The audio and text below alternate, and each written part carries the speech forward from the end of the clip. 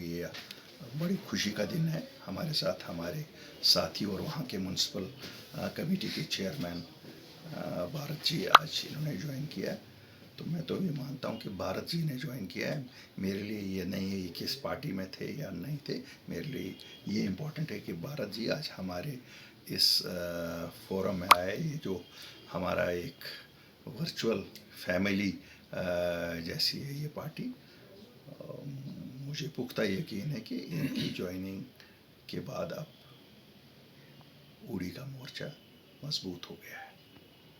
Sir, काफ़ी ज़्यादा सियासत गर्म हो रही है जो यहाँ पर फारूक अब्दुल्ला नेशनल कॉन्फ्रेंस और बीजेपी के दरमियान अलायंस की बात चली है। अब देखो ये कौन सी नई बात तो मुझे नहीं लगता है इसमें कोई ये, वो तो ऑलरेडी तो मिले हुए हैं। तो पीडीपी है, बीजेपी है, नेशनल कॉन्फ्रेंस है, वो तो पुराने मरासिम हैं उनके। तो आप उन मरासिमों को कौन सी नई बात है। और हमें तो पता है कि ये they are in touch, they have been talking to them, they have been always. वो तो उनके ट्रस्टेड पार्टनर्स हैं ना। वो तो उनको इलेक्शन में वो आपस में करते थे। इस बार हो सकता है प्री पोल में ही चले जाएं, वो प्री पोल से ही इकट्ठे चलें। तो उनका अपना है, मुझे कोई इसमें नई बात कोई नहीं कही है, मुझे पता नहीं। और इस पर हमें क्या है, उनकी मर्ज़ी है जो उनको करना है। देखिए ये तो नेशनल कॉन्फ्रेंस की मर्ज़ी है जो वो करना चाहते हैं, बीजेपी की मर्ज़ी है जो वो करना चाहते हैं, पीडीपी की मर्ज़ी है जो वो करना चाहते हैं। उनका तो वैसे ही चेहरा लोगों को पता ही है। जब वो अलायंस पहले बोलते भी नहीं, करते तो हैं वो हमेशा से। तो इसलिए ये it's not a surprise for me. और हम लगे हुए हैं अपनी जमात बनाने में। हमें इसमें कोई गर्ज नहीं है कि कौन किसके साथ जाता है, कौन क्या करता है, क्योंकि हम तो लोगों के पास हमारी सियासत ही बिल्कुल डिफरेंट है ना। हम तो जो बोलते हैं हम हक और इंसाफ की बात बोलते हैं, सही बोलते हैं, हकीकत से बोलते हैं, हमें कोई नहीं। तो यहाँ पर कहीं एक लीडर्स नेशनल कॉन्फ्रेंस के ये क्लेम कर रहे हैं कि हम इन फ्यूचर कभी भी बीजेपी के साथ अलायंस नहीं देखिए करेंगे। वो तो उनका है, क्या करें।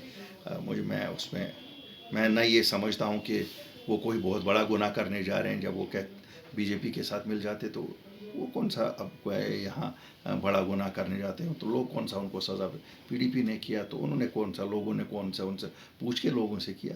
तो इसलिए मुझे ये नहीं है। और मैं क्या, तो उन पार्टियों का अपना फैसला, मैं उस पर ना उनको मुबारकबादी दूंगा और ना तनकीद करूँगा। ये उन्होंने अपनी सियासत देखनी है, मैंने अपनी सियासत देखनी है।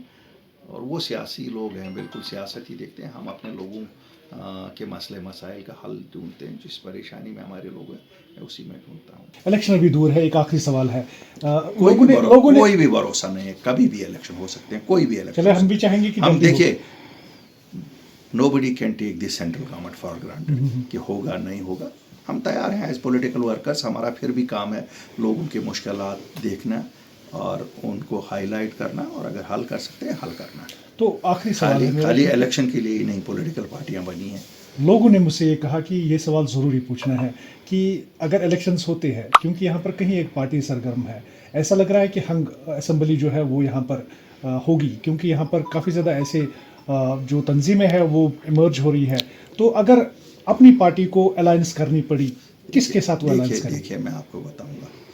अगर आप लोग तो पूरा देखते हैं, अब तो लगता है जितने हम फील्ड में एक्टिव हैं, कोई और जमात आपने देखी?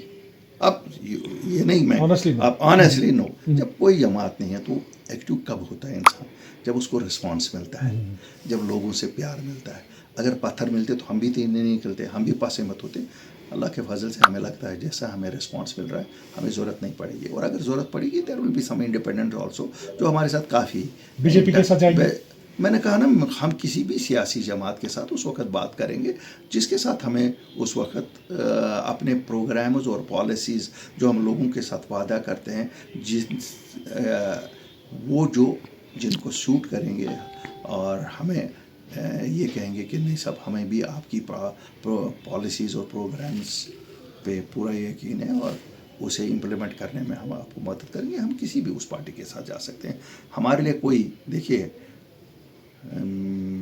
मैंने किसी को कोरोना बीमारी नहीं समझा है। कोई भी पॉलिटिकल पार्टी जो हिंदुस्तान की सालमियत में यकीन रखे, जम्मू कश्मीर की तरक्की में यकीन रखे, अमन कानून का बोलबाला चलाए, हम किसी भी उस जमात के साथ जाएंगे जो अल्टीमेटली अमन हमें चाहिए।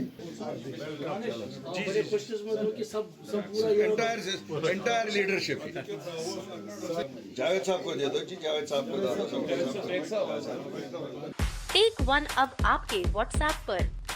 व्हाट्सएप करिए हाय 9728253663 पर।